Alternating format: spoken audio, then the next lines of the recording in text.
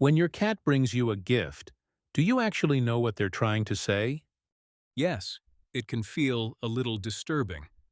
A toy mouse on your pillow, a bug on the floor. Sometimes something much worse.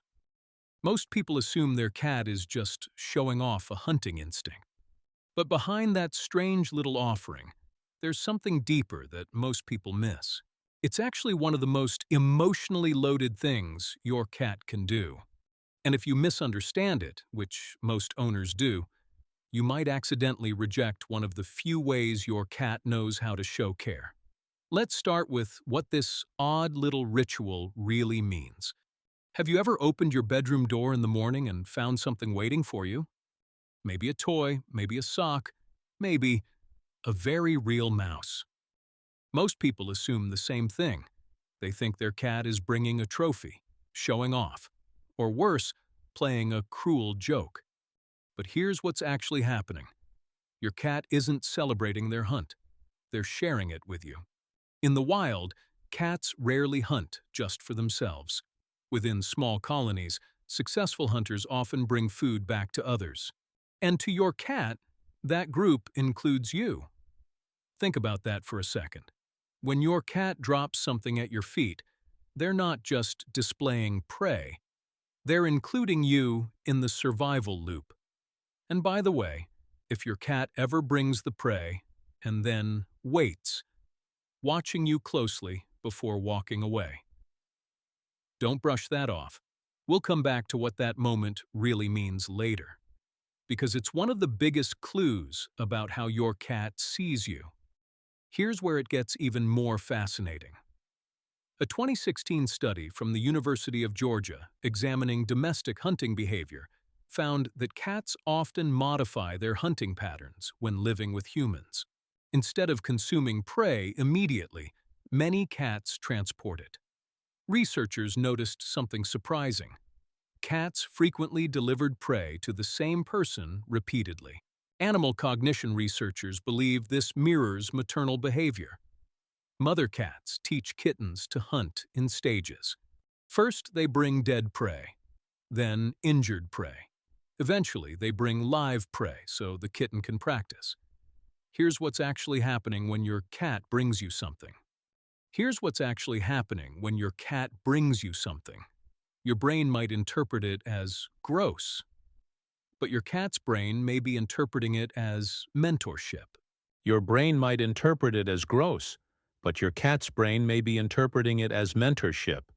You are the less experienced hunter in their environment, so they bring the catch. And what makes this even more meaningful is that cats only show this behavior when they feel secure in their territory.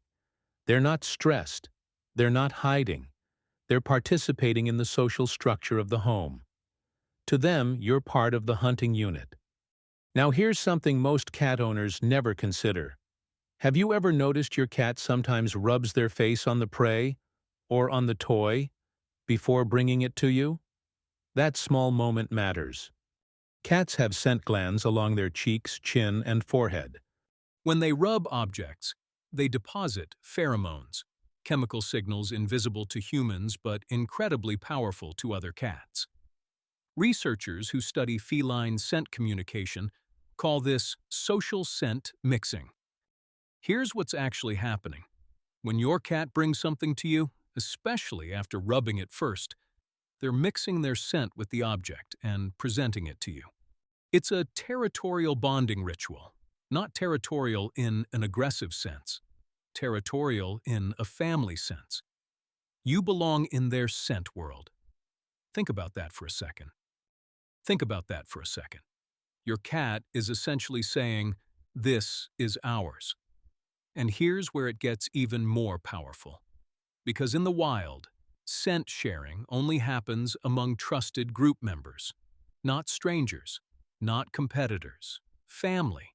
And hey, if this makes sense to you, hit like and subscribe. It helps us reach more cat lovers who actually want to understand what their cat is really saying. Here's what most people don't realize.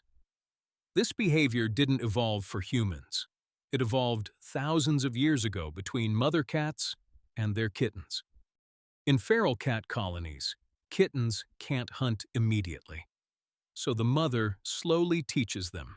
First, she returns with food. Then she demonstrates hunting techniques. Eventually, she brings prey back alive so the kittens can practice pouncing. Researchers studying feral cat colonies in Italy observed this process repeatedly. It's a survival curriculum. But here's where it gets fascinating. Domestic cats often redirect this instinct toward humans. Your cat knows you're not a kitten, but the instinct still fires. So instead of ignoring you during a hunt, they bring the result back. Think about that for a second. You're being included in a behavior that originally existed to teach survival, an ancient instinct, passed through generations of wild cats, and now, somehow, directed at you. Have you ever noticed something interesting? Your cat doesn't drop their gifts in random places. They bring them to you, or to your room, or to the spot where you usually sit. And they definitely don't bring them to strangers. Here's what behavioral scientists have observed.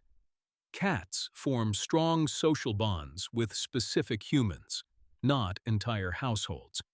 A 2019 study from Oregon State University on cat-human attachment found that many cats develop a secure base relationship with a single person, meaning one human becomes their emotional anchor. So when your cat brings prey to you specifically, that's not random. You're the chosen member of their group, the one they expect to understand the message. Think about that. Out of every person in your home, every other potential recipient, your cat walks across the house just to place something in front of you. That's not habit. That's selection.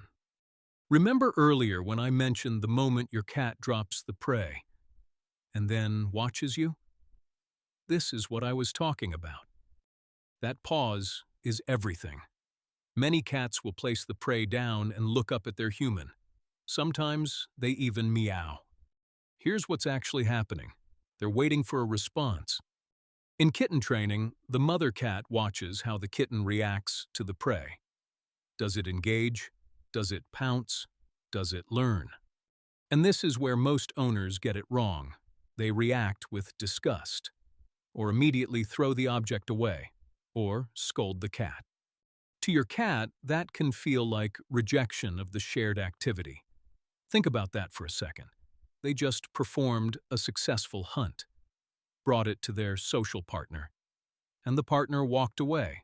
That's why some cats appear confused or hesitant after being scolded in this moment. They weren't being cruel. They were participating in what they believe is cooperative behavior. And what makes this even more powerful is that it requires effort. Hunting takes energy. Transporting prey takes intention. Your cat could eat it, hide it, ignore you, but instead they bring it to you. So when your cat brings you a gift, what are they really trying to say?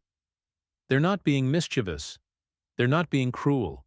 They're doing something deeply instinctive. They're sharing the results of a hunt, including you in their survival circle, marking you as part of their social territory, and sometimes even trying to teach. That's not a strange behavior. That's a social one. And that little object they dropped at your feet? It wasn't random. It was communication. Because to your cat, you aren't just the person who fills the food bowl. You're part of the hunting group, part of the family structure, part of the instinctive world they navigate every day. That's not a weird habit. That's trust. And that small, strange offering on your floor, it was never small to them. And it shouldn't be small to you either.